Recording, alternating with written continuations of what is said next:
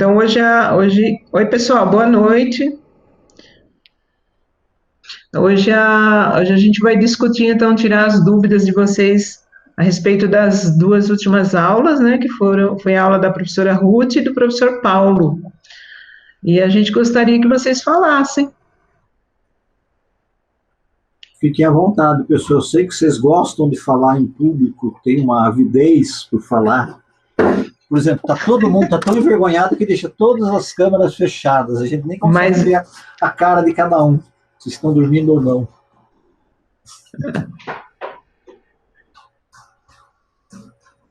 Boa noite, pessoal. Quem que vai começar? A gente já estava até conversando já sobre escalas um pouquinho antes, né, Paulo e Vânia? Acho que algumas pessoas pegaram um pedacinho da nossa conversa. A gente está aqui justamente para tirar dúvidas. Estamos à disposição de vocês. Se ninguém for perguntar, nós vamos fazer chamada oral. Olha! Já que ninguém fala, vamos falando por enquanto, né? Eu queria comentar, Paulo, da aula, quem assistiu a aula do professor Paulo, ele falou sobre Covid e fragilidade, né? E eu não sei se eu não ouvi ou eu perdi alguma coisa, mas a fragilidade cognitiva é importante também, né, a gente ressaltar nesse momento do Covid. Então, saiu aquele artigo, né, Paulo, eu até pus aqui no PowerPoint para a gente compartilhar, se ninguém for perguntar nada aí, a gente discutir. Não sei se você viu, Ruth, esse artigo. Quer ver? Deixa eu compartilhar ele aqui, deixa eu ver se eu me lembro. Espera aí. Como que é mesmo? Eu entro aqui nos pontinhos. Vou apresentar agora. Cadê os pontinhos? O pontinho normalmente fica do seu lado direito. Ó, e depois, se ninguém pergunta, tenho perguntas para o Paulo. É uma listinha aqui, viu, Paulo? Oba! Quer perguntando? Pode perguntar, né, Ruth? Ó, vou começar. Pode falar. Capciosa, hein? É o seguinte, eu estava esses dias procurando algumas publicações do Morley. Em uma publicação dele, coloca de considerada um novo gigante da geriatria.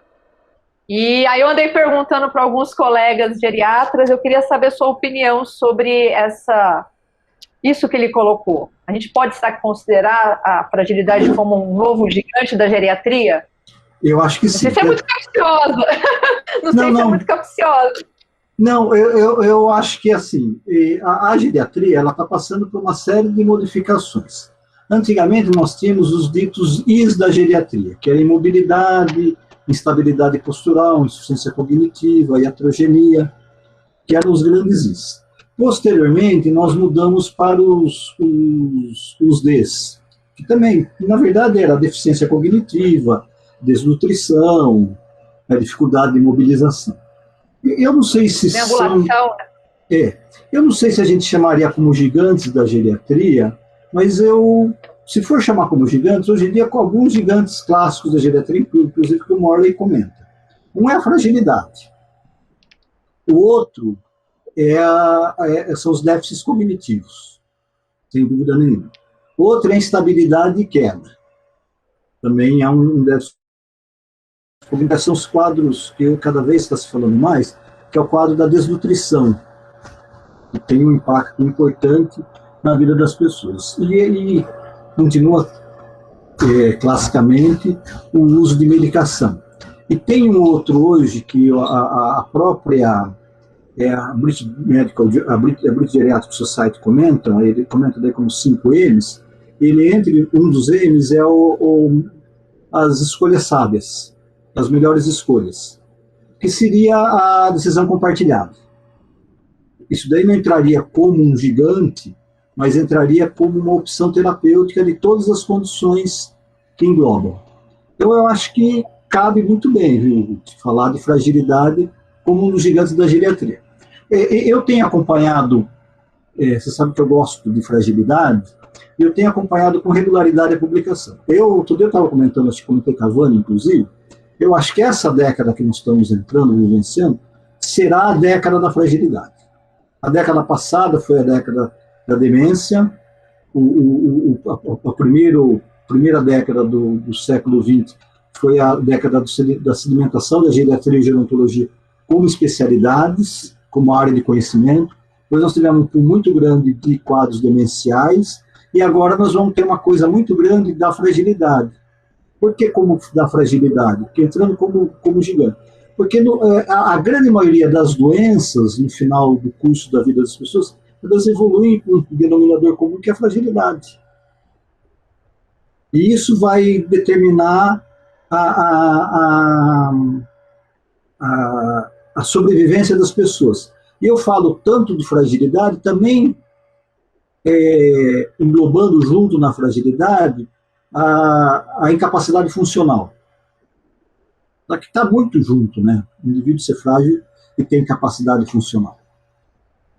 Então, eu acho que cabe muito bem como um gigante da geriatria, segundo o Morley comentou, viu, Ruth?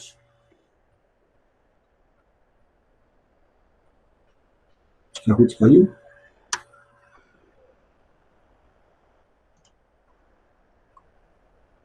Vânia? Ela está aí. Alô? Alô? Oi. Estão me ouvindo? Oi, Ruth. Então, pode falar. Eu vou tentar ficar de conexão para ver se melhora. Já retorno. Só um minuto, pessoal. Desculpa. Imagina. Quer comentar alguma coisa, Vânia? Quer apresentar? Não, eu acho que é isso mesmo. Eu acho que tem que colocar mesmo como um gigante mesmo da geriatria. Tem muita coisa, né, que a gente precisa pensar no idoso,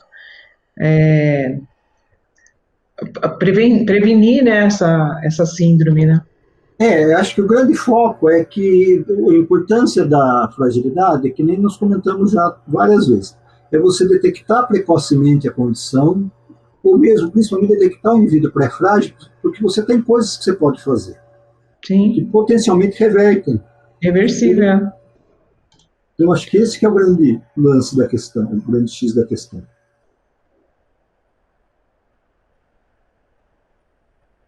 Quer falar, Ruth? Não, acho que tem uma pessoa com a mãozinha levantada, é a Érica. Cadê?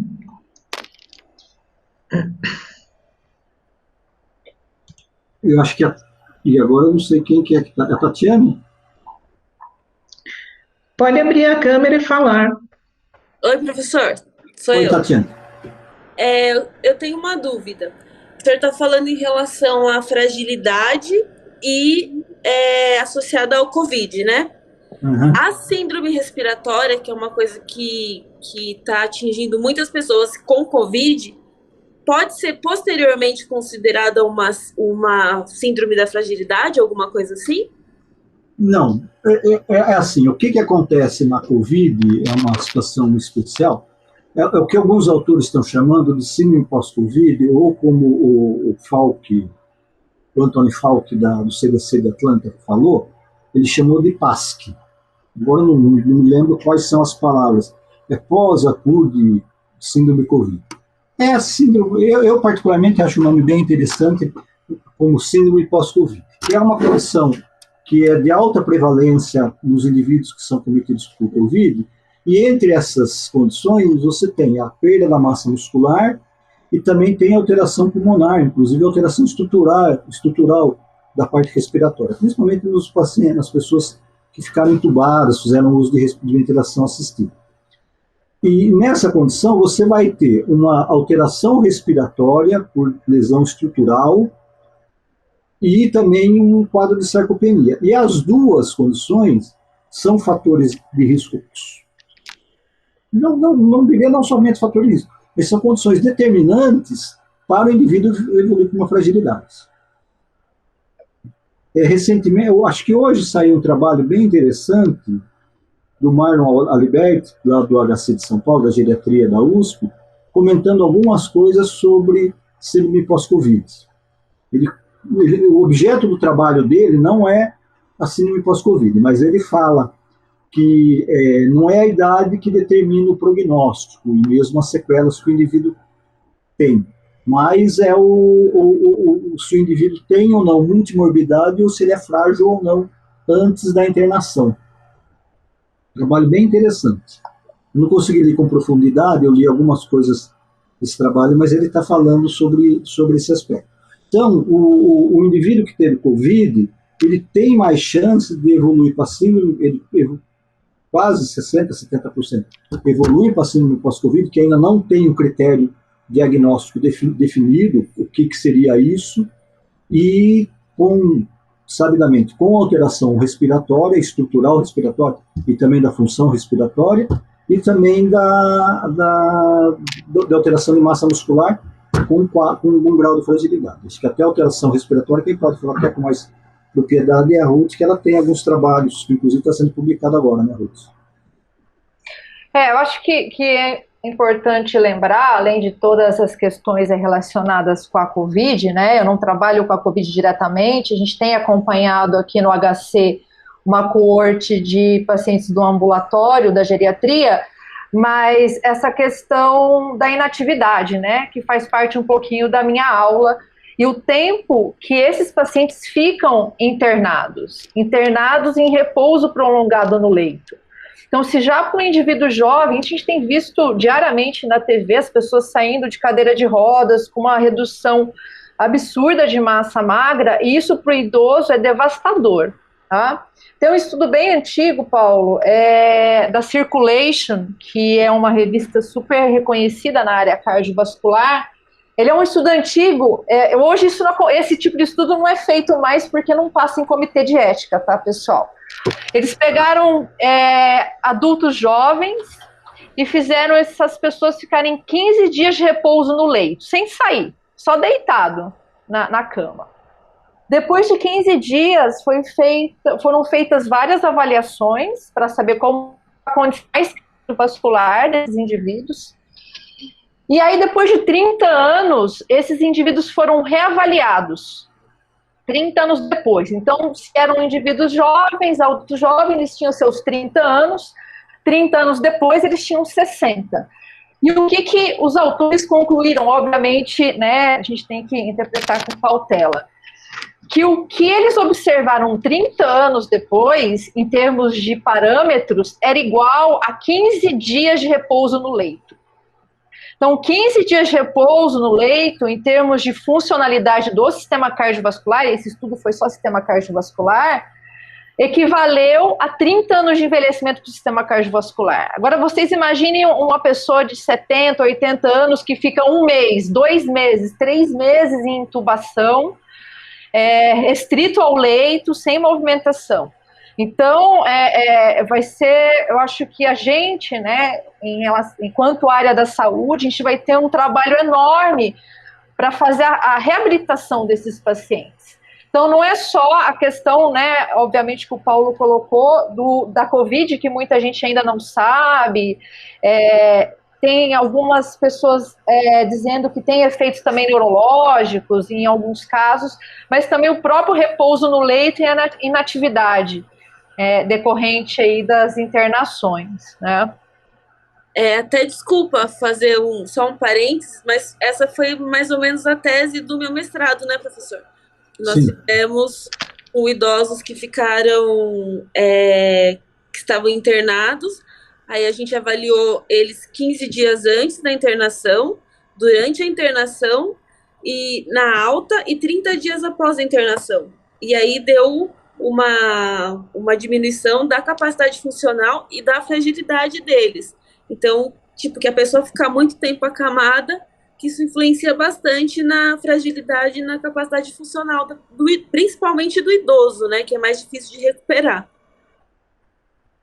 Sim, com certeza. Então, a gente vai ter muitos desafios daqui para frente, né? Como reabilitá-los de maneira rápida, como o próprio Paulo disse, né, a fragilidade ela é reversível até certo ponto, pensando que os pré-frágeis eles são mais passíveis de reversão dos critérios do que os frágeis, mas é importante, né, Paulo, a gente conseguir identificar precocemente para manter os indivíduos por mais tempo dentro, né, da classificação robusta, vamos dizer assim, ou não frágeis.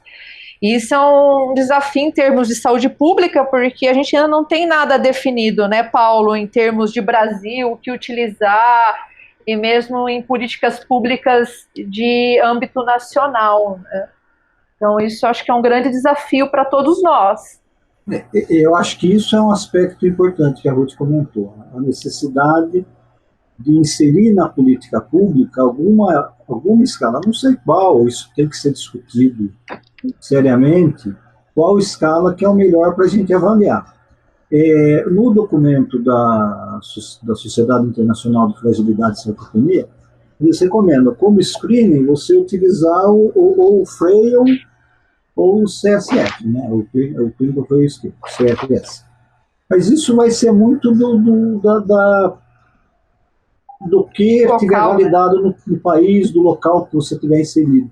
Mas com certeza nós temos que ter. E acho que uma coisa que acho que isso vale para todos nós que estamos aqui, é começar a pensar seriamente, lutar nos nossos fóruns que a gente atua, na necessidade da formulação de uma política de cuidado a longo prazo. Eu acho que esse é um ponto importante.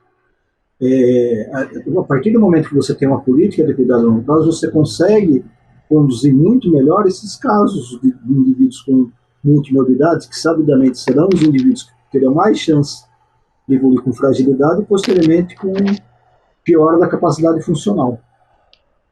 Assim como, isso a nível ambulatorial, e assim como quando você programa uma política de cuidado a longo prazo, você também tem o cuidado dos indivíduos pós-alta. Como a Tatiana comentou, os 30% dos indivíduos que saíram de alta hospitalar, depois de um mês, tinham piora da capacidade funcional. Então, se você não tiver uma política de acompanhamento dos indivíduos pós-hospitalização, por qualquer causa, que não estamos falando de Covid, provavelmente a Covid vai ser um gancho interessante para isso. Você tem uma chance muito grande de ter piora da capacidade funcional desse indivíduo. E piorando a capacidade funcional, ele vai precisar de um cuidador, de alguém que cuide. Então, isso mostra uma necessidade para ontem de uma política de cuidados a longo prazo para o Brasil.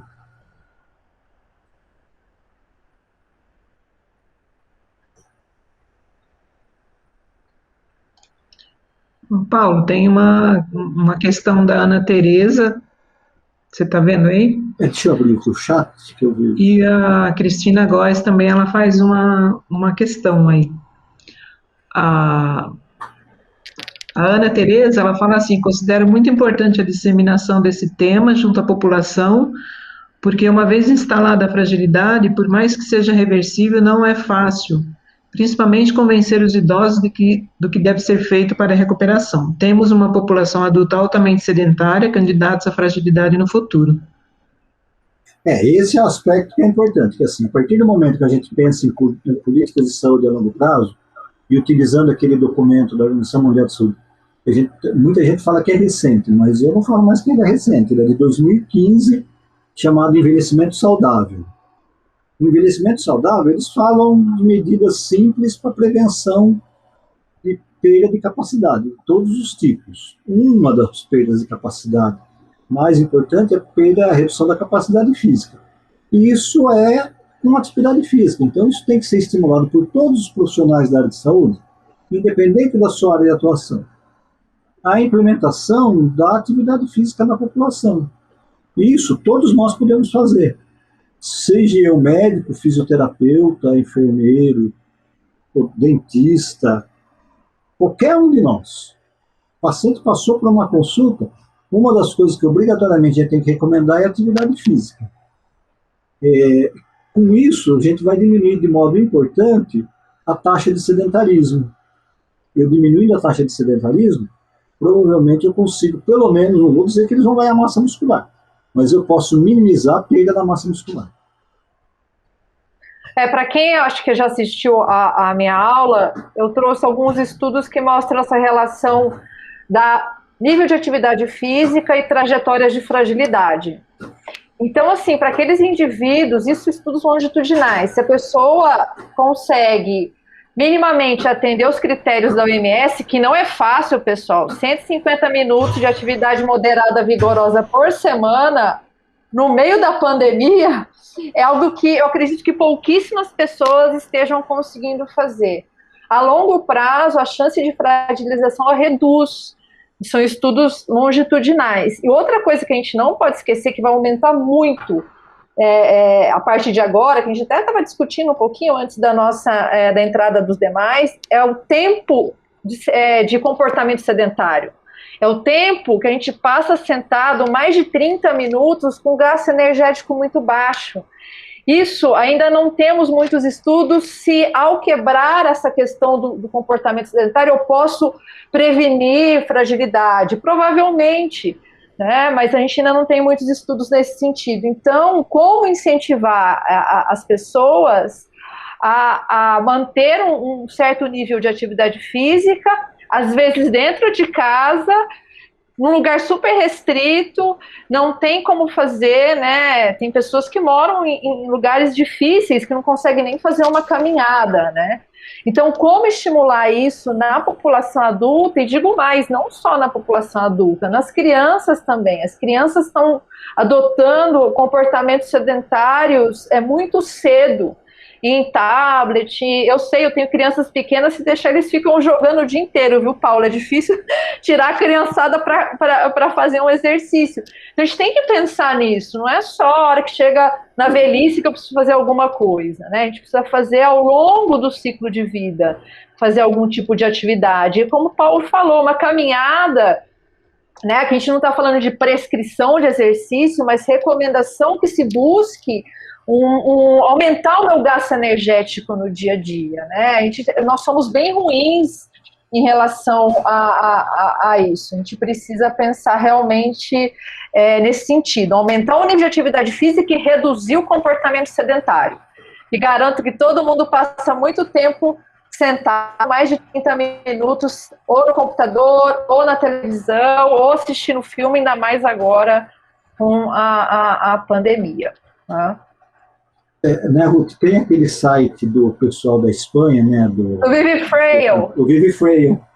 Acho que vale a pena entrar, acho que quem tiver interesse, ele tem várias propostas de atividade física, várias cartilhas mesmo. Passaportes, né? Eles chamam de passaportes. E eles ensinam como você pode classificar, dão sugestões de exercícios. Eu vi, inclusive, na apresentação, Paulo, você não estava, acho que na semana passada, a última da SBGG, né? Não. Muito legal um trabalho do pessoal do Rio Grande do Sul, que aplicou o Vivi Frail em nonagenários e centenários, o pessoal bem mais velho, à distância. Eles conseguiram fazer a aplicação, super legal o trabalho, com uma coorte pequena, mas eram bem longevos, e eles conseguiram resultados interessantes nessa população, que a tendência é ficar mais parado ainda. Depois, voltem na minha aula, tem algumas referências mostrando que com o tempo as pessoas tendem a ficar mais sedentário, a gente vai ficando mais parado, mais inativo. Faz parte do processo de envelhecimento, a gente tem que quebrar esse padrão, né? A gente precisa buscar isso, mas realmente é difícil. E é difícil também trazer aquela pessoa que sempre foi sedentária, pessoal, para fazer uma atividade física. Isso é muito difícil. Né? Quem está lá na prática, às vezes a pessoa nunca fez nenhuma atividade física e fala, olha, você tem que fazer musculação. Gente, eu tenho pavor de musculação. Mas será que eu preciso fazer musculação? Talvez seja o melhor, mas será que para ele, aquilo que ele gosta, que motiva... Então, às vezes, tentar casar isso, acho que é algo mais importante, talvez o pulo do gato. Alguma coisa que a pessoa vai ter prazer em fazer, vai se movimentar e vai aumentar o nível de atividade física.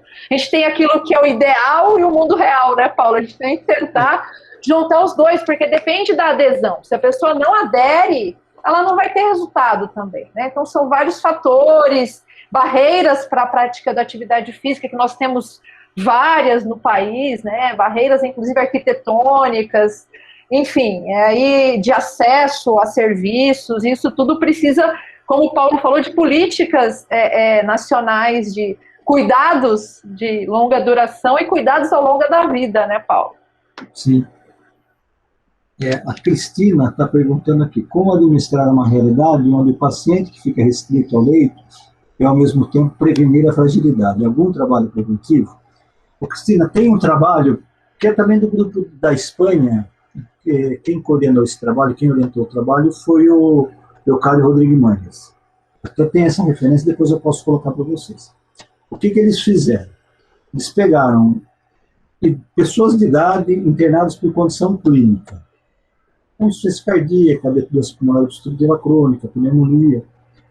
E para um grupo, eles fizeram o cuidado fisioterápico habitual, que a estrutura hospitalar fazia.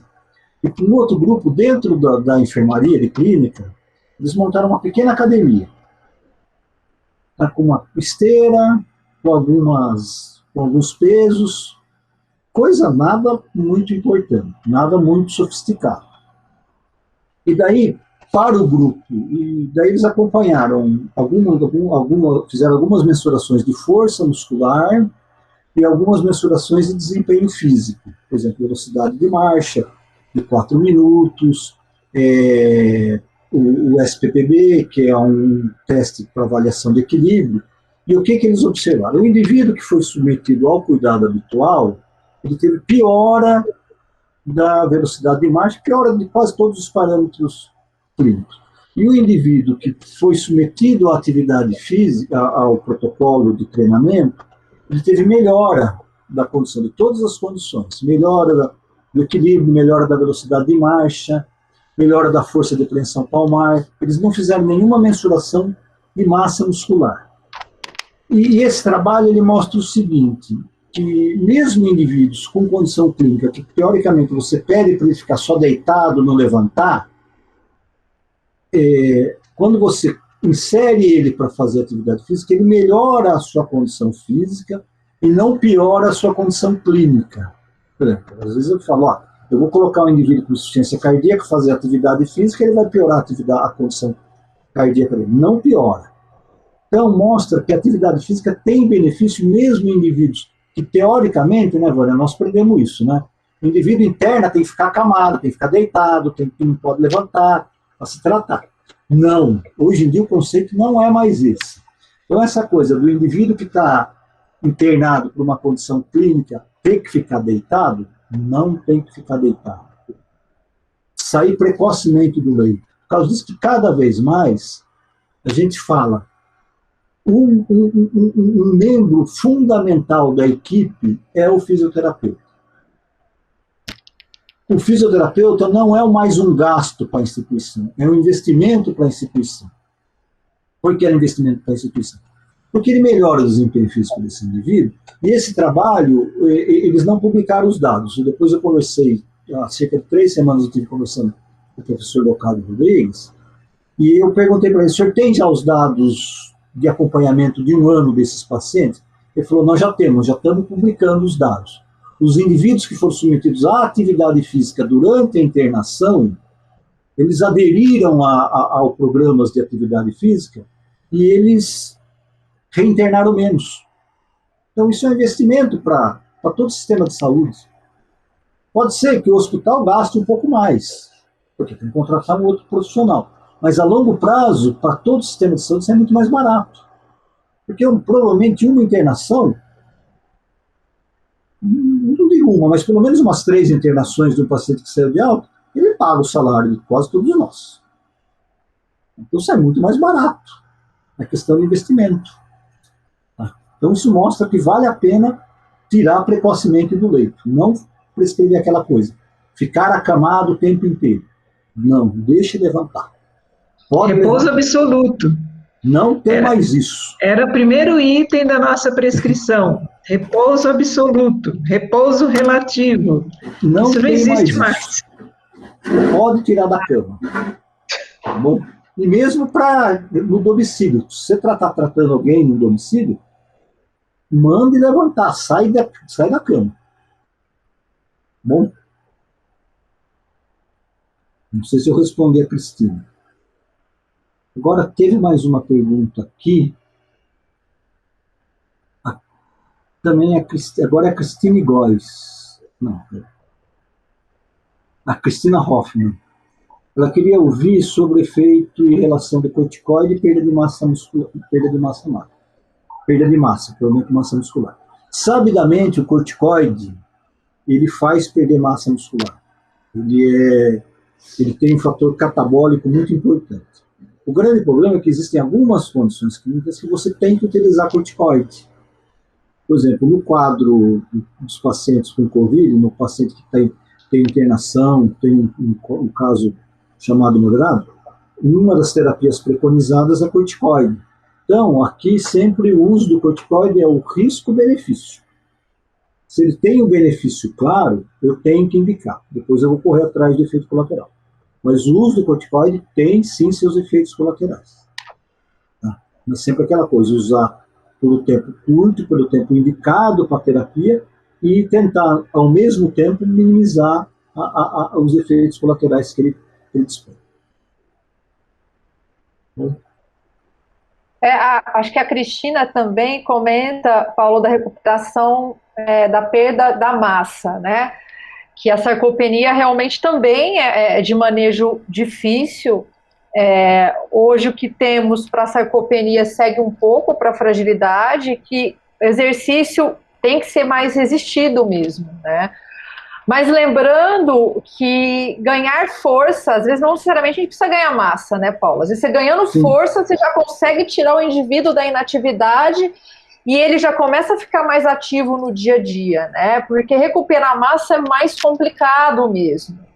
E tem estudos aí mostrando a importância também de ter um acompanhamento nutricional, com, às vezes, até suplementação proteica, mas tem que ter um acompanhamento nutricional, porque também não adianta fazer exercício se eu não estou conseguindo absorver todos os nutrientes necessários.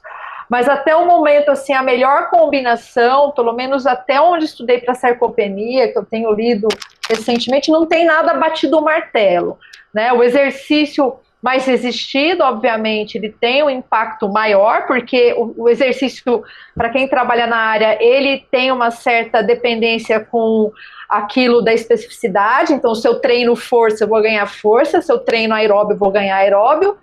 Mas, na maioria das vezes, o idoso ele precisa de várias coisas ao mesmo tempo. Porque ele precisa do sistema cardiovascular funcionando bem, ele precisa da flexibilidade para as atividades de vida diária. Por isso que os protocolos multicomponentes são os que são mais indicados, né? Aqueles que envolvem resistido, aeróbio, flexibilidade, equilíbrio para quem tem risco de quedas. Eu preciso incluir um equilíbrio. Mas, novamente, a gente tem que avaliar esse idoso e ver o que é melhor, o que se adequa. Então, no caso dos pós-Covid, provavelmente eles não vão conseguir fazer 30 minutos de um aeróbio logo em seguida. Então, começar a fracionar com poucas, tempo um pouco mais curto. A gente tem os protocolos que nós chamamos de protocolos descontínuos, que ele faz exercício, descansa. A gente vai encurtando o tempo de descanso, porque ele precisa quebrar essa inatividade e vai ter uma certa resistência. Só que a gente tem que tentar, também a gente é muito pobre em letramento em saúde, né, Paulo? As pessoas não entendem essas questões de saúde. A gente tem visto isso com vacina, né? Coisas absurdas sobre vacina. Então, falta muito letramento em saúde para a população em geral. Mas para mostrar que a gente precisa também se empoderar e a nossa recuperação não é só o fisioterapeuta que vai fazer, não é só o médico, não é só o nutricionista. Tem uma parte do paciente que é muito importante. Então, ele precisa fazer a parte dele, né? Em reabilitação, isso é essencial. Se eu não faço o meu dever de casa, se eu não sigo as orientações, eu não vou ter todo o ganho que eu posso ter com aquela intervenção. Mas é difícil, realmente é difícil, principalmente quem nunca fez nada. Sair da inatividade é tipo uma droga, né? A pessoa não quer sair, mas também o exercício costuma viciar quando a pessoa acha prazer e se encanta e gosta de algum tipo de atividade, né? Acho que é isso que você comentou, Ruth, é muito interessante, né? Tanto a prevenção quanto a recuperação faz parte de um cuidado multidisciplinar, diria até mais, seria até interprofissional, todo mundo atuando em conjunto, mas passa como ator principal o paciente. Isso passa pelo convencimento. Que nem eu sempre eu gosto muito de uma colocação que o professor Wilson faz. Ele sempre falava, quando ele dava aula, ele dava muita aula de atividade física nos congressos, né? Ele fala, a atividade física, quando eu vou orientar para um paciente, não é naquele momento que ele está levantando da cadeira pós-consulta, você bate nas costas dele e fala, o senhor precisa fazer atividade física. Não é nesse momento. Atividade física faz parte de toda a proposta terapêutica. Na hora que você começou a fazer sua proposição terapêutica, um tempo que você tem que gastar, e às vezes o maior tempo, é primeiro passar pelo que você comentou, passar pelo convencimento da necessidade da atividade física. A partir do momento que a pessoa está convencida, eu faço a proposição de qual atividade física. O ideal é a multicomponente, exercícios de resistência, exercícios aeróbicos, exercícios de equilíbrio, e nunca esquecer da parte nutricional. E também é fundamental aqui para ter incorporação proteica por esse indivíduo. E outro ponto importante, Paulo, quando a gente pensa nesse pós-Covid, nas pessoas que podem chegar com mais dependência, né, principalmente os idosos, a gente não pode esquecer da dependência aprendida, né, que isso às vezes é muito comum, por vários motivos. Um familiar não quer deixar que a pessoa faça nada porque ela está recuperando, ela vai se cansar, e às vezes essa superproteção pode piorar o caso, né? Porque às vezes a pessoa tem condição, quer fazer, mas essa superproteção no final vai ser maléfico para ela, porque ela não vai conseguir desenvolver a potencialidade dela e recuperar a capacidade funcional. Isso acontece, e volta de novo no início, né, Paulo, a questão do conhecimento, do letramento em saúde, da orientação, a importância de vários atores aí, e aí eu vou puxar a sardinha para o gerontólogo também, que são os alunos que a gente forma no nosso curso aqui na USP, que faz essa questão de educação em saúde também, orientação, suporte para as famílias, né? E tem o outro lado, quando você contrata um cuidador também, que aí ele vai querer fazer tudo, porque se o idoso começa a fazer, vão achar que ele não serve mais para nada, e ele acaba fazendo tudo pelo idoso, e isso também é ruim. Então a gente tem que sempre pesar o que é risco e o que é potencialidade, né? Também não posso fazer, né, colocar o idoso em risco. Eu tenho bastante preocupação nessas questões de intervenções à distância, porque você pode também colocar em risco, né? De repente você está dando um exercício, o idoso cai do outro lado, fratura. Então a gente tem que sempre pesar o risco e a potencialidade para fazer com que o indivíduo consiga recuperar e desenvolver aí sua capacidade. E tem algo que está sendo muito falado, o Paulo provavelmente já ouviu falar, é da questão do cuidado centrado na pessoa, né, Paulo? A gente tem que pensar novamente nas preferências, expectativas, realidade, o que a pessoa espera daquele tratamento. A gente fala muito pouco disso, né? Será que ele gosta? Será que aquilo é importante para ele? Ele dá valor para aquilo? O que ele dá valor? O que ele quer com aquele atendimento, né? Que normalmente, e vai isso de encontro também com a política, com os conceitos de envelhecimento saudável da OMS, que é justamente isso, envelhecer de maneira saudável é você ter condições de fazer aquilo que você valoriza, aquilo que você dá valor na velhice. Então isso é muito importante, né, para a gente incluir isso também no atendimento, na assistência à população idosa.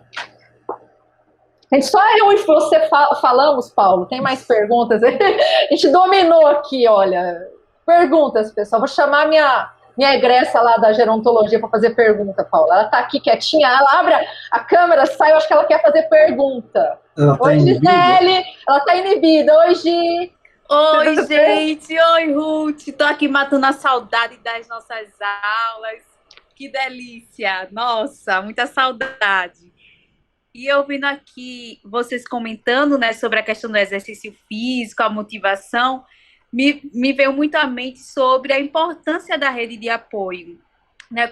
Quando esse idoso ele tem uma rede de apoio fortalecida, ele recebe esse estímulo adicional. Então, ele pode ter uma motivação maior realizando suas atividades. E essa rede de apoio, como foi bem colocado pela professora Ruth, ela não pode ser uma rede de apoio que seja algo demasiado, porque você acaba tirando um pouco deixando o idoso mais dependente, ou seja, ser um apoio ineficiente. Então, a rede de apoio que é eficiente, ela promove no idoso uma motivação e também esse estímulo exterior para que ele possa se desenvolver, né, em vários aspectos. Então, está sendo maravilhosa essa discussão e a gente fica aqui com a mente cheia de ideias. Está sendo muito bom. Agora eu vou ficar quietinha aqui. Eu fiz Me chamada, achar agora, né? fiz chamada oral para ex-aluno, tá vendo? Olha que maldade, Paulo. Mas é muito importante mesmo. E exercício, a gente precisa de rede de apoio mesmo, né? Quantas vezes você vai na academia porque alguém vai e te chama, né? A gente não precisa nem ser idoso, né? Para a parte da atividade física, a rede de apoio, ela é importante também, né? Bem colocado, Gi. Obrigada pelo comentário. Saudades de você. Saudades também. Olha, Paulo e Ruth, a Cristina está perguntando, a Cristina Hoffmann está perguntando quais os componentes / dimensões não podem faltar numa política nacional de cuidados, uma política de cuidado de longo prazo. Os dois podem responder. Nossa, essa pergunta tem item, hein, Paulo? Tem item, é uma lista gigantesca. Eu estou até colocando aqui no site para o pessoal que tem um documento da organização do Ministério da Saúde, né? Não, do Ministério? do Ministério, que é a proposta da implantação da linha de cuidado para a atenção integral à saúde da pessoa idosa. Sim. Essa linha de cuidado, acho que vale a pena a Cristina acessar, que ela fala de vários domínios de atenção. Fala da atenção a nível ambulatorial, da atenção a nível hospitalar, da atenção mesmo no domicílio. Então, eu acho que valeria a pena dar uma lida nesse documento e você, no seu cenário que você tiver, Cristina, você pensar o que seria importante para a tua atuação, o que é factível você implementar. Recentemente, cerca de um mês atrás, foi lançado um documento de 3 ministérios, do Ministério de Desenvolvimento Social, do Ministério da Saúde, acho que, se não me falha a memória, de outro ministério, sugerindo a implantação de uma linha de cuidados a longo prazo para a pessoa idosa. Então, acho que vai se começar a discussão. Não sei em que grau que está isso, como é que está isso, mas acho que nós vamos começar alguma discussão sobre isso. A gente tem trabalhado muito nesse aspecto em relação às instituições de longa permanência, que é uma área que eu particularmente gosto muito de atuar. Mas eu acho que é uma necessidade premente para a saúde pública brasileira. E isso tem que ser uma política de Estado, não tem que ser uma política de governo. Muda governo ou continua o mesmo governo, isso tem que ser implementado, tá? Dentro da própria proposta do Sistema Único de Saúde, que ela já abarcava isso. E a gente não pode esquecer que a gente tem um déficit também muito grande nas questões de política de cuidado de longo prazo na comunidade, né? Eu acho que esse talvez seja o maior gap que nós temos hoje, né? Como manter esses idosos que às vezes vão ficando dependentes, vão precisando de apoio, morando na comunidade e evitando ao máximo aí a institucionalização. Acho que esse é um grande gargalo, né? É o gap entre a atenção primária e aí até a proteção especial, né, que a gente começa a falar em instituição de longa permanência. Então, esse gap, ele é muito complicado, né? Tem alguns países da Europa que o pessoal começou até a fechar a instituição de longa permanência porque a política de cuidados de longa duração na comunidade é muito forte. Então, eles começaram a fechar porque eles não tinham clientes, a pessoa morria em casa, né? Vamos dizer assim, morria no seu domicílio, não precisava ir para uma instituição. Então, eu acho que esse talvez seja o problema maior no nosso país. A gente não tem esse intermediário, pelo menos Temos em algumas cidades alguns projetos, né? Aqui em São Paulo nós temos programa de acompanhante de idosos, que faz essa interlocução entre o BS, esse idoso mais frágil, vulnerável, que às vezes não tem família, já está frágil, e consegue mantê-lo aí na sua própria residência por o maior tempo possível. Acho que em Belo Horizonte também tem um outro programa, não vou lembrar direito o nome, mas vai nessa linha de cuidados de pessoas mais frágeis e vulneráveis em domicílio. Então, acho que isso talvez seja um ponto bem assim importante para políticas futuras.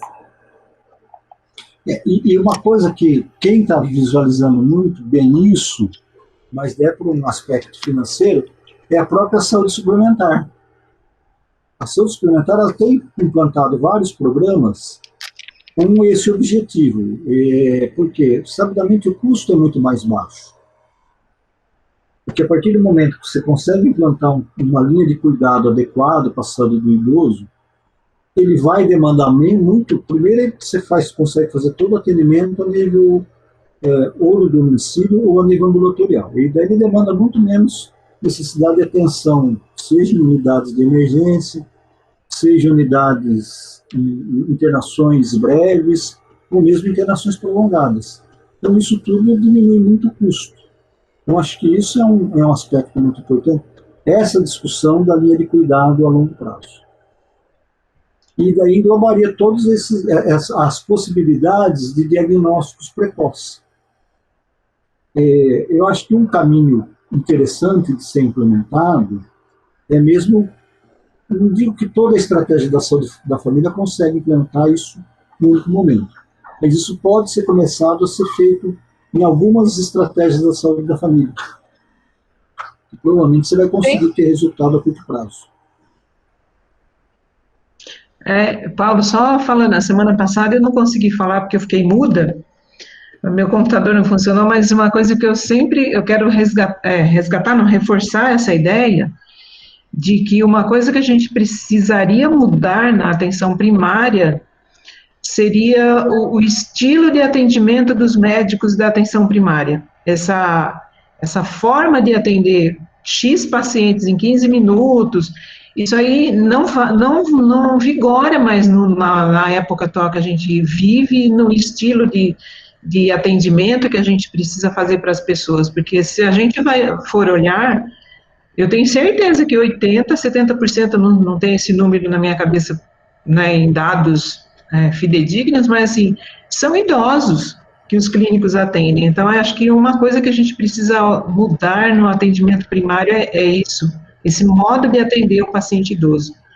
E, assim, acho que a gente vai ficar a noite toda aqui ouvindo a Ruth e o Paulo, que falam muito gostoso, o assunto é muito bom, mas a gente vai precisar encerrar e se alguém tiver mais alguma pergunta, se manifeste agora, porque a gente quer falar uma palavrinha a respeito da semana que vem.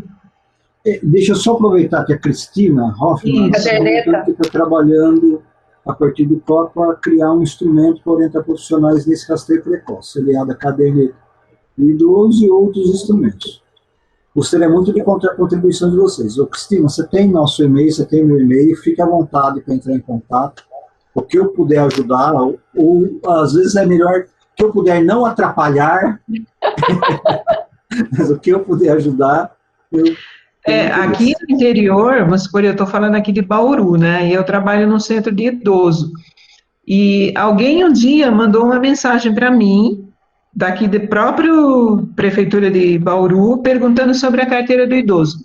Infelizmente, não existe, ninguém conhece, não é utilizada. Eu acho que seria outro meio da gente resgatar também essa carteirinha e pôr como não uma obrigatoriedade, né, mas um programa mesmo de cuidado do idoso, porque eu lembro quando ela funcionava, essa carteirinha, muito bem, então todo paciente tinha sua pressão anotada, sua diabetes, várias outras coisas, mas hoje, assim, esse foi um pouco de susto que eu tomei aqui. Então, acho que é uma boa ideia essa carteirinha.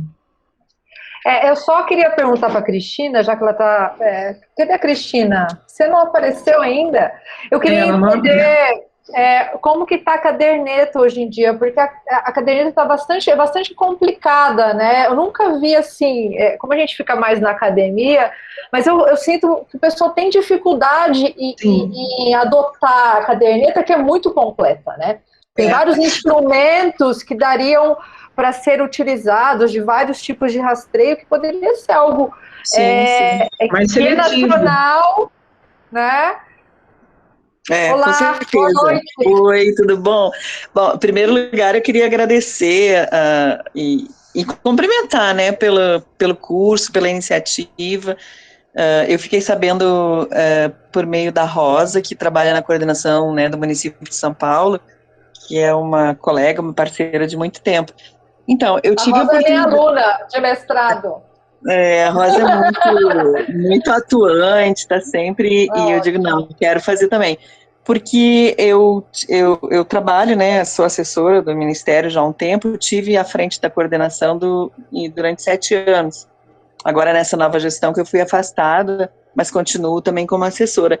E essa questão da caderneta é extremamente importante, e ela já existe, tinha em formatos menores, desde 2004, 2005, se eu não me engano, a primeira versão era uma versão pequena, de bolso, tinham informações já muito importantes, mas ela não trazia alguns detalhes e esse olhar que se pretendeu quando se reformulou em 2014, 2015, de trazer esse olhar da multidimensionalidade, né, da avaliação integrada, trazendo diferentes dimensões que influenciam na vida das pessoas.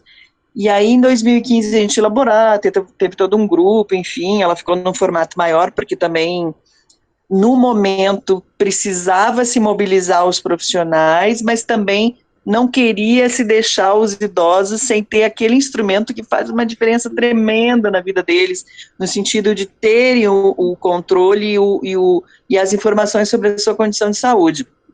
E aí, ela é feita por adesão, né, não tem como impor nenhum instrumento, e o nosso grande desafio na época era a inclusão no prontuário eletrônico, porque você ter a caderneta em papel, ela resolve, tem muitas questões, muitos municípios que não têm, enfim, não têm acesso, tem a ficha espelho dela, que ela foi novamente reformulada, atualizada agora em 2018, mas a caderneta, a gente tinha essa intenção, então, naquele momento de reformulação, era essa intenção, chamar a atenção para os profissionais, só que tendo a clareza e a compreensão de que ela sozinha não ia fazer verão, precisava estar associado com outras iniciativas de capacitação, de sensibilização dos gestores e tal. Hoje em dia, a situação é a seguinte, a gente, dos 5.570 municípios, 3.032 municípios já aderiram, já receberam e estão aplicando. O que a gente tem feito? A partir de parcerias com hospitais do PROAD, de outros convênios, a gente tem investido na formação dos profissionais da atenção primária, no sentido de compreender o porquê de cada uma daquelas questões, porque a gente também fez um estudo avaliativo, numa parceria com o INSICT da Fiocruz, e uma das questões que mais apareceu, a gente já vinha observando, mas primeiro a dificuldade do profissional entender e compreender aquilo como contribuindo para a sua prática, inclusive para a organização da própria equipe, do processo de trabalho da equipe, né? Isso é uma questão. E a outra questão, que se viu que quando o profissional não acredita ou não aposta no instrumento, o idoso também não aposta, não leva, porque ele leva muito em conta o estímulo que o profissional faz. Então, o fato do profissional perguntar sobre a caderneta, perguntar se tem, fazia uma diferença tremenda nesse acompanhamento. Mas, e por que eu fiz essas questões também para vocês? Porque a gente está o ECOP também, a gente viu, quando a gente pensou também, e aí isso vai ao longo dos tempos, né, mas me cortem porque eu fico alongando, mas assim, o documento com as orientações para a implementação da linha de cuidado, ele foi elaborado em 2018, porque a gente percebeu, então, num primeiro momento, você tentou trabalhar esse instrumento e divulgar amplamente junto aos municípios e fazer adesão. A gente acha que é um resultado bem importante, 56%, né, dos municípios estão aderindo, estão aplicando, embora não seja da forma como se pensou, né, como se idealizou em termos de qualidade, de aproveitamento, principalmente porque não se tem todas as informações do sistema. Embora quem trabalha, né, no SUS, desde a versão 3.2 do eSUS, já constam informações, como, por exemplo, circunferência de panturrilha, todas essas questões sobre o acompanhamento nutricional, a questão da polifarmácia, mas não tem uma informação que a gente considera que é fundamental, que é a questão da funcionalidade, né, de passar essa compreensão do conjunto, né, das informações, que os profissionais tenham isso no prontuário. Mas ele já foi uma conquista, é difícil pra caramba, não é fácil, foram anos de negociação, a dificuldade da negociação interna, às vezes, é muito maior do que a externa, mas a gente é persistente, enfim, vai tocando, e agora o que a gente tem trabalhado é repensar num formato,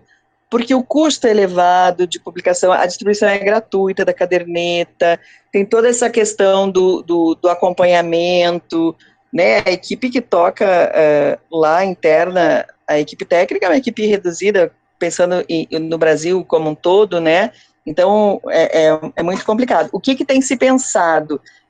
A gente está pensando e está discutindo isso, e por isso que eu digo que o que vocês puderem, se a gente puder contar com a contribuição de vocês, vai ser muito bom, que é pensar no instrumento, que ele possa virar depois, inclusive num aplicativo, alguma questão assim, que utilize. Então, assim, quais são as dimensões, a gente está nessa discussão, quais são as dimensões que não podem deixar de estar na mão do profissional para que ele possa, na atenção primária, fazer um rastreio precoce, digamos assim, identificar esses fatores que realmente vão ter um impacto muito significativo na capacidade funcional desses idosos.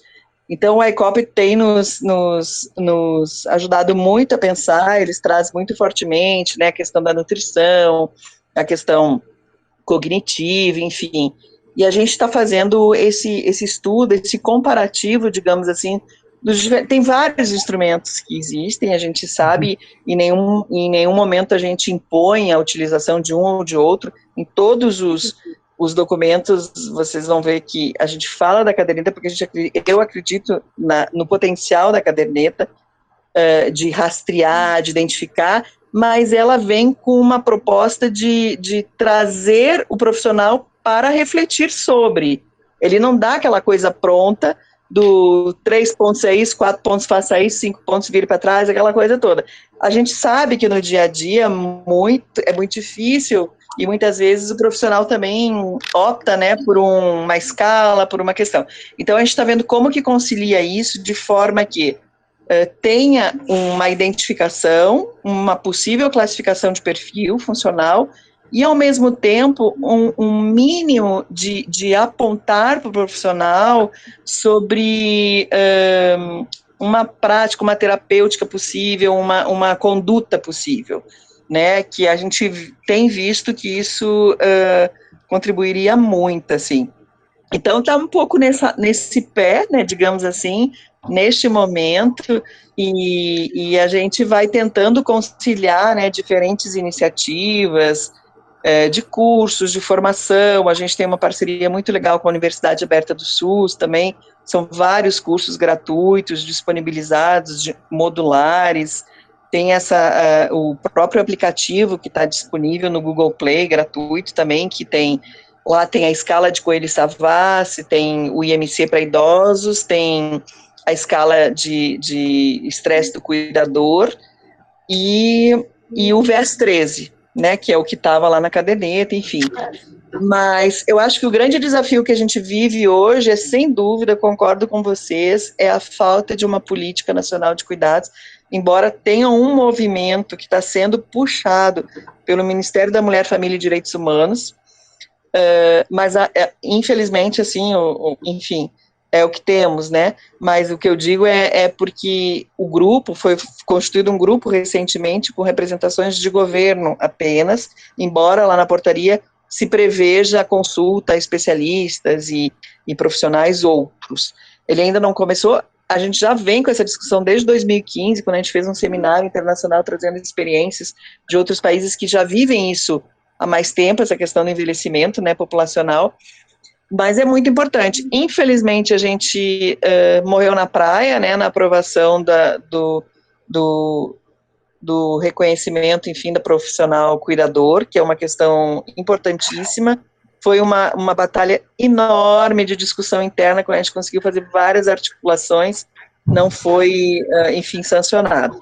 Mas é isso, assim, eu acho que tem várias iniciativas no Brasil, e é muito importante a gente ter essa possibilidade de reunir esses diferentes grupos que pensam, que estão estudando, que estão articulando, né? Ontem mesmo eu estava conversando com a professora Cleusa Ferri, que coordena aqui o STRIDE, né? Não sei se vocês acompanham, enfim, e sobre a questão da demência e tal, e eu estava trazendo exatamente isso, como que a gente pode pensar numa plataforma nacional, numa forma de reunir os diferentes grupos, de diferentes universidades, não necessariamente só universidades, mas para fazer essa troca, para fazer essa junção de esforços, sabe, para potencializar as iniciativas.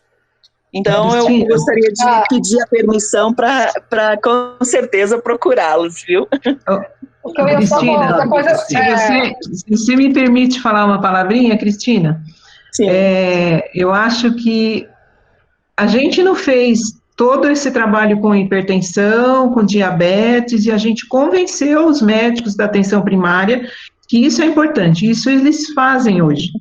Eu acho que pode ser simplista, né, o que eu vou falar, mas assim, eu acho que um meio da gente fazer isso é começar a fazer, tipo, pilotos nas cidades, a gente cria esse instrumento, a gente faz pilotos, e a gente, por exemplo, no Dia do Idoso, uma data importante, a gente marca um encontro com os médicos da atenção primária e capacitar esses médicos e convencê-los de que, assim como a hipertensão, a diabetes, a gente precisa ter esse olhar diferenciado para o idoso. Eu acho que tem que seguir o mesmo caminho da hipertensão e diabetes, que senão a gente não vai sair do lugar, entendeu? Eu acho que é mais ou menos isso, fazer instrumentos simples e objetivos, assim como a hipertensão e a diabetes. Então, a gente tem em Bauru, tem várias unidades que trabalham com esses programas da hipertensão e diabetes. Então, eu acho que seria uma saída, pensar mais assim nesse foco. Aproveitando o que a Vânia está comentando, viu, Cristina, eu acho que a gente precisa aproveitar, primeiro, o momento que a gente está vivendo. A gente está vendo que a população idosa, apesar do idadismo, né, de alguns preconceitos em relação à população idosa, os idosos estão em visibilidade porque é a população mais acometida pela Covid. Um outro aspecto que a gente tem que pensar é que, infelizmente, muitos dos sobreviventes da Covid estão se tornando frágeis. Então, acho que tudo isso, a gente tentando tirar dessa tragédia toda que está acontecendo a nível de saúde pública no Brasil, a gente tem que tentar tirar alguma coisa boa. E uma coisa boa é mostrar que a capacidade funcional vai ser determinante na sobrevivência dessas pessoas. Pegando o gancho da Covid, dos indivíduos com Covid que estão mais frágeis, estão mais incapazes e, infelizmente, vão sobreviver menos, e é um número muito grande que estão visíveis, isso também é classe, avaliar uma escala simples, o CATS. São 6 perguntinhas simples, e isso dá uma expectativa, modifica a expectativa de vida das pessoas. Mais do que o número de doenças, mais do que ter algum outro grau de capacidade. Então, existem ferramentas já descritas na literatura, que eu sempre falo, nós não vamos ter que inventar a roda. Nós não aspiramos de ter um índice Vilas Boas, Melo e Maioral aqui. Nós não aspiramos isso. Nós não vamos ter isso. Não precisa disso. O que a gente precisa ter? Os instrumentos que já existem, que são referendados na literatura, a gente conseguir adaptar, não na população de Bauru, não na população de São Paulo, na população de Botucatu. A gente precisa conseguir adaptar para a população de quem está lá na ponta, em Canudos, no sertão da Bahia. É isso que a gente precisa pensar. Nesses instrumentos que são aplicáveis, fácil. E outra coisa que a gente tem que lembrar, a maioria dos profissionais da área de saúde, em nenhum momento viram algum conceito de geriatria e gerontologia. Quem viu são os indivíduos com menos de 10 anos de formato, que são as minorias que estão atuando na atenção primária. Então, nós temos que ter instrumentos que mesmo os indivíduos que estão atuando lá na ponta consigam aplicar facilmente. Exatamente, esse é um ponto fundamental, isso que você está falando, e é exatamente nesse caminho que a gente está tentando buscar. Eu acho que são momentos, ondas também, né, e a gente tem acesso e vê a realidade, na verdade, dos diferentes municípios. Então, você tem que pensar numa forma de chegar e de chegar a informação nesse profissional, de tocar ele, de sensibilizar aquele que está lá no meio dos ribeirinhas, no Amazonas, aquele que está lá no Rio Grande do Sul, São Paulo, enfim. Essa é uma questão muito importante, mesmo pensando nessa questão de aplicativos, por isso que se pensou, inclusive, na ficha espelho, quando se falava da caderneta, porque é uma folha, frente e verso, com algumas questões ali que são importantes. Sim. E ali já dá para começar a conversar, digamos assim, e trazer. E essa questão da sensibilização.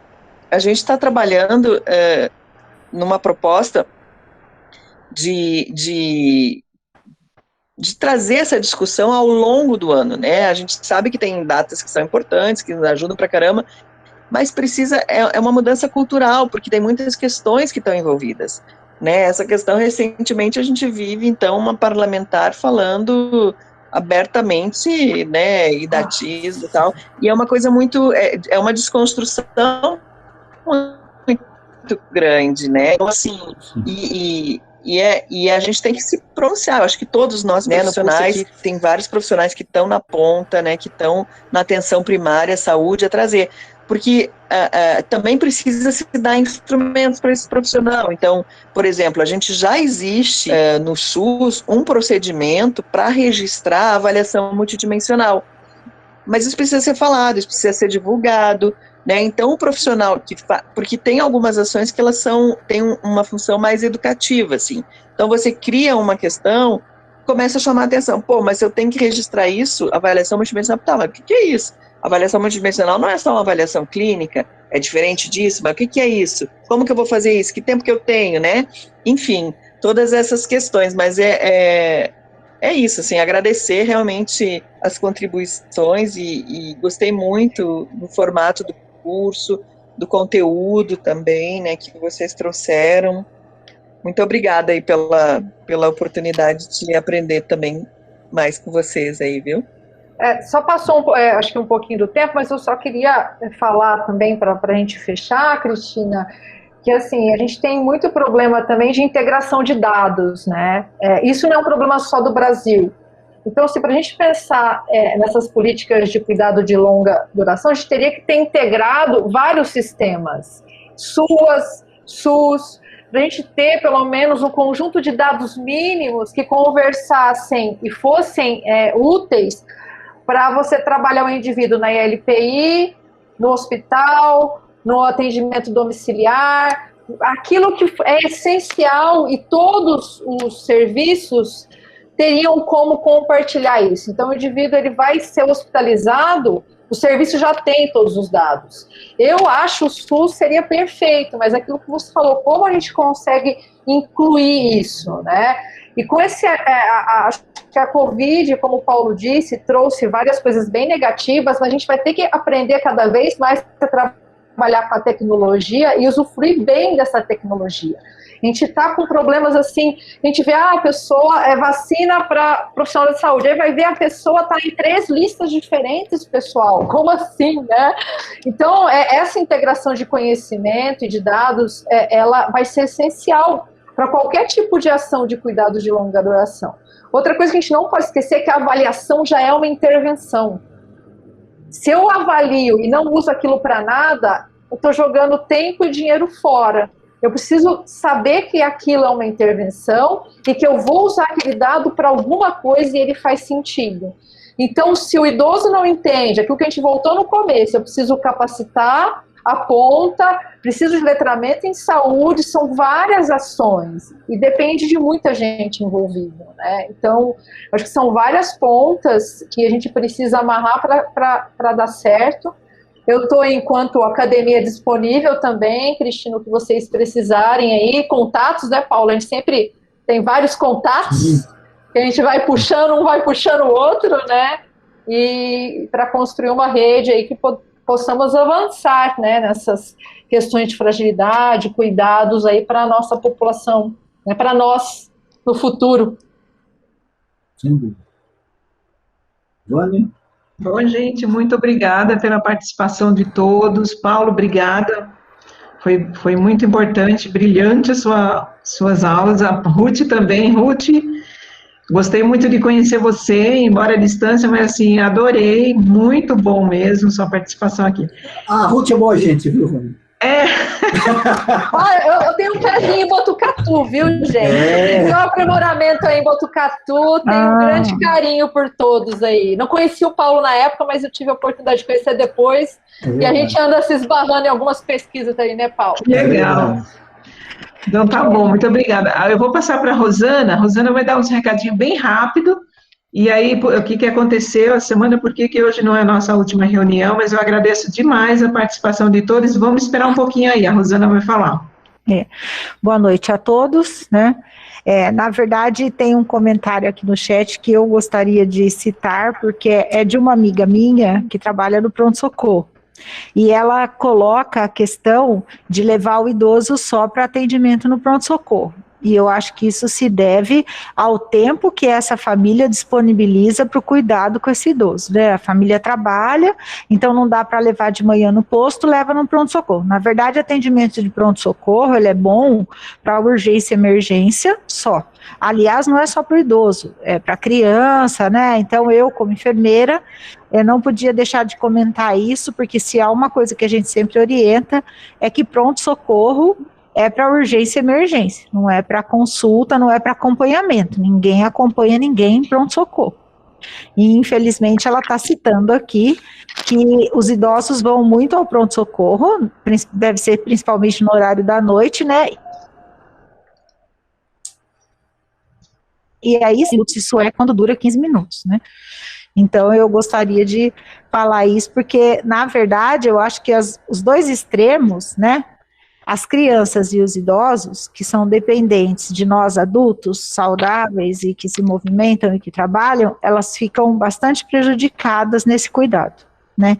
Na questão do acompanhamento do pediatra, no caso das crianças, eu a minha vida toda trabalhei com criança, e os idosos na questão também dessa dependência de um adulto levar e acompanhar. Eu acho que isso é uma coisa que precisa ser trabalhada nos lares, né, também, né.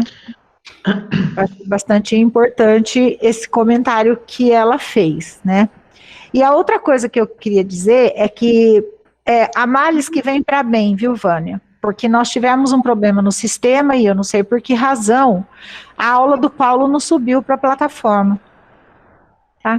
E aí nós observamos isso hoje, né, Pedro? Ontem, e aí a gente imediatamente colocou a aula na plataforma. Então, de qualquer maneira, nós precisaríamos de um tempo para que as pessoas pudessem olhar a aula do Paulo, né? Porque ela não foi disponibilizada no tempo devido, tá?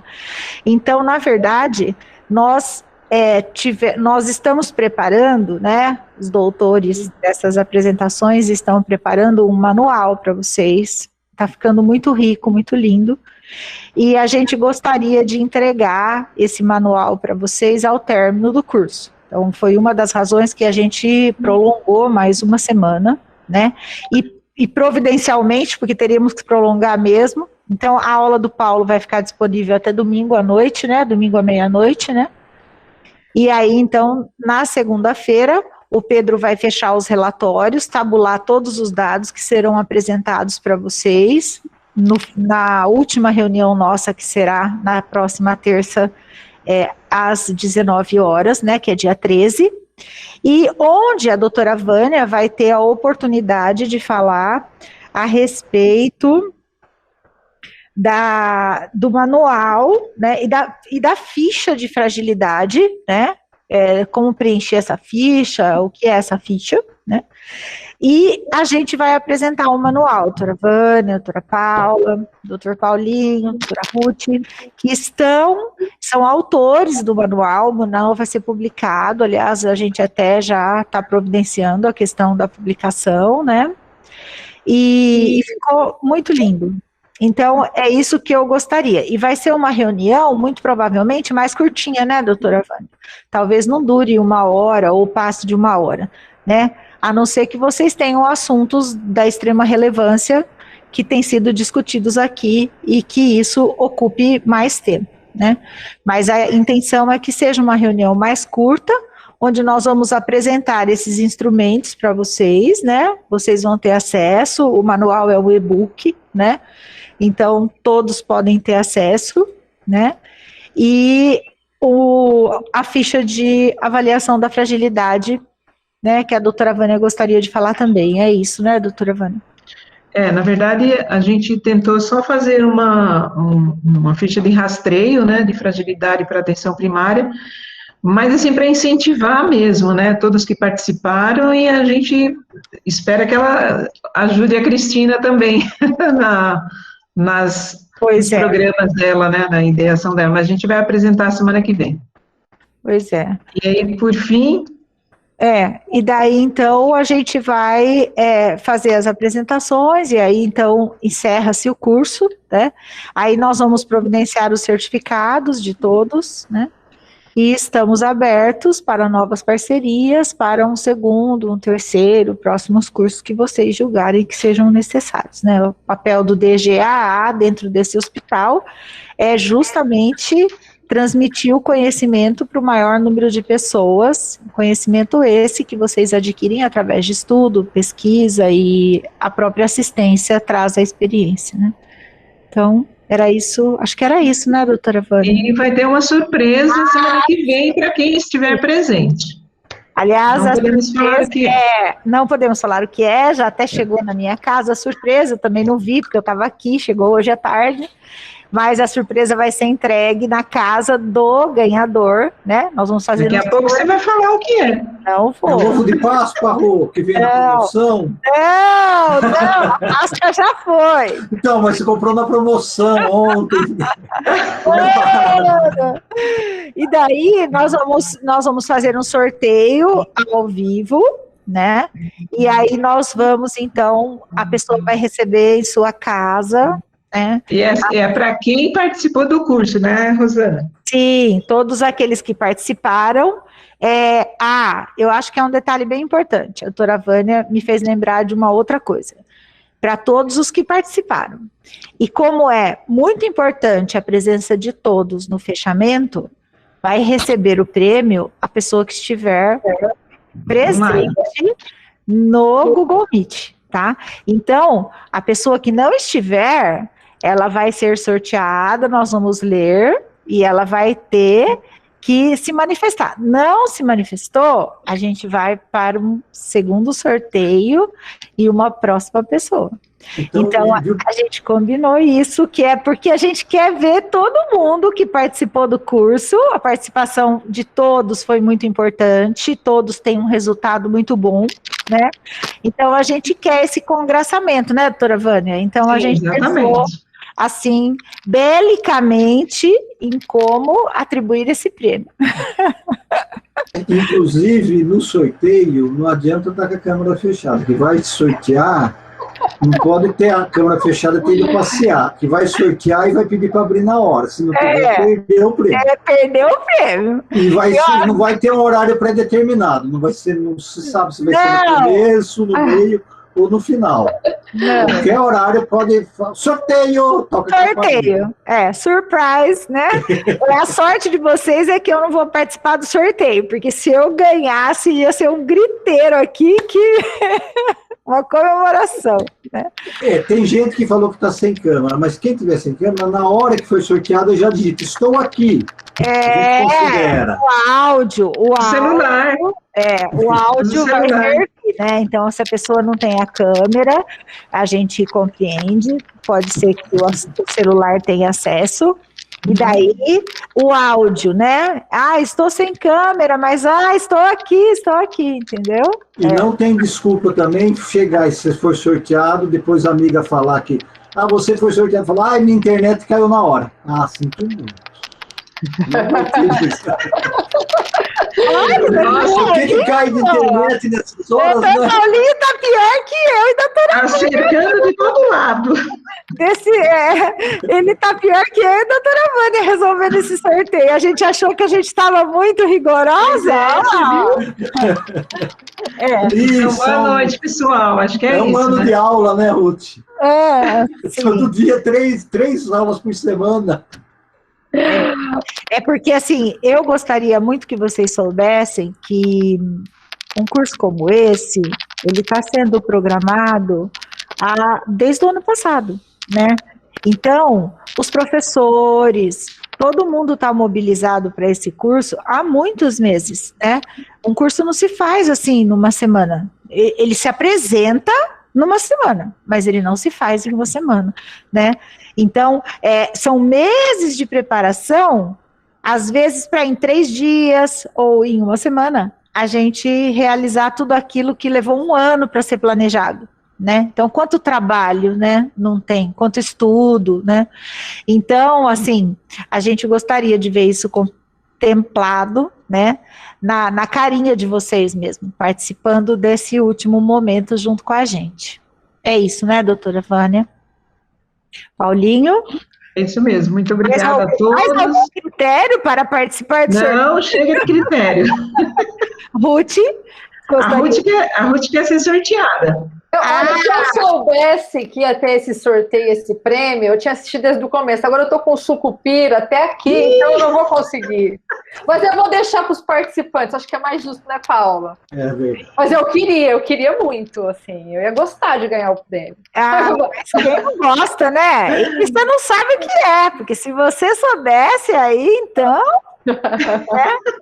Quem sabe? Quem será? Quem sabe? Quem será o contemplado, não é?